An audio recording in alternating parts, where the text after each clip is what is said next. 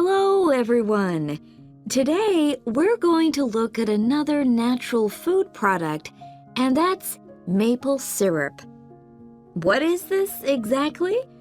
Well, maple syrup looks rather like clear honey, but it's not made by bees.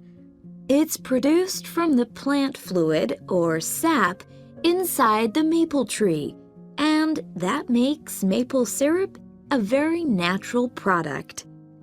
Maple syrup is a thick, golden, sweet-tasting liquid that can be bought in bottles or jars and poured onto foods such as waffles and ice cream, or used in the baking of cakes and pastries.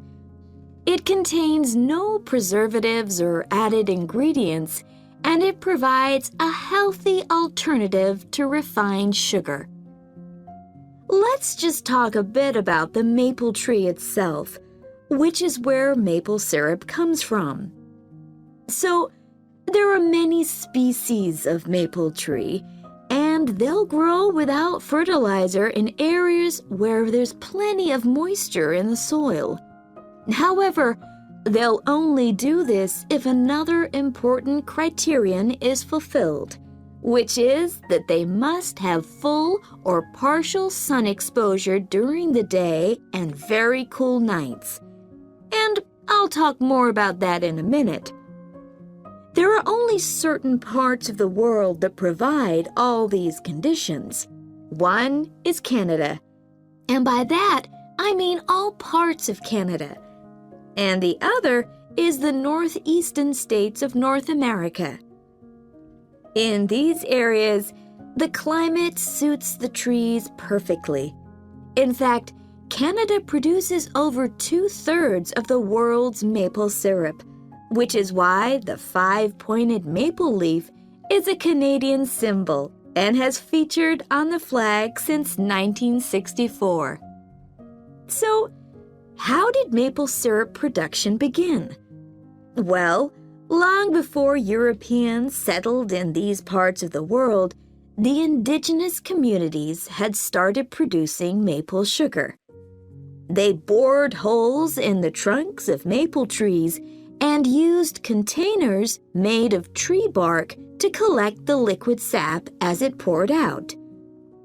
As they were unable to keep the liquid for any length of time, they didn't have storage facilities in those days.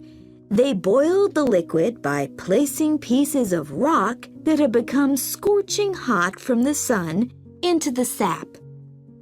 They did this until it turned into sugar, and they were then able to use this to sweeten their food and drinks.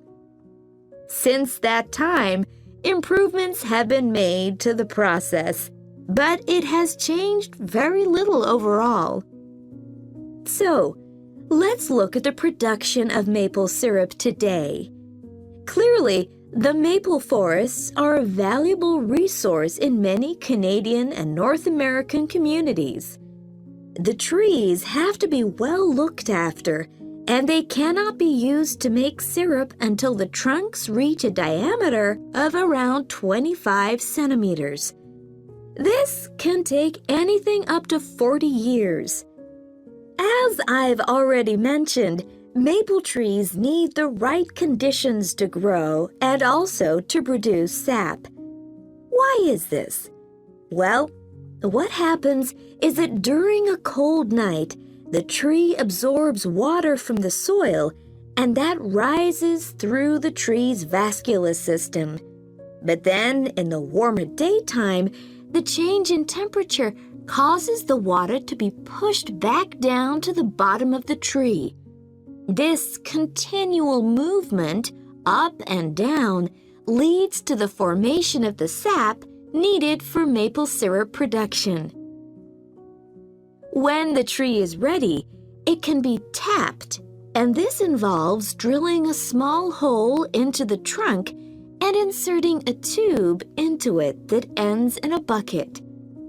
The trees can often take several taps, though the workers take care not to cause any damage to the healthy growth of the tree itself. The sap that comes out of the trees consists of 98% water and 2% sugar and other nutrients. It has to be boiled so that much of that water evaporates. And this process has to take place immediately using what are called evaporators. These are basically extremely large pans. The sap is poured into these. A fire is built, and the pans are then heated until the sap boils. As it does this, the water evaporates and the syrup begins to form.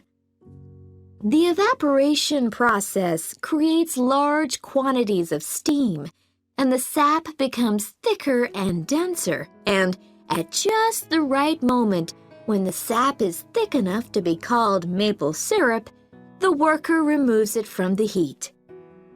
After this process, something called sugar sand has to be filtered out, as this builds up during the boiling and gives the syrup a cloudy appearance and a slightly gritty taste. Once this has been done, the syrup is ready to be packaged so that it can be used for a whole variety of products. It takes 40 liters of sap to produce 1 liter of maple syrup, so you can get an idea of how much is needed. So that's the basic process. In places like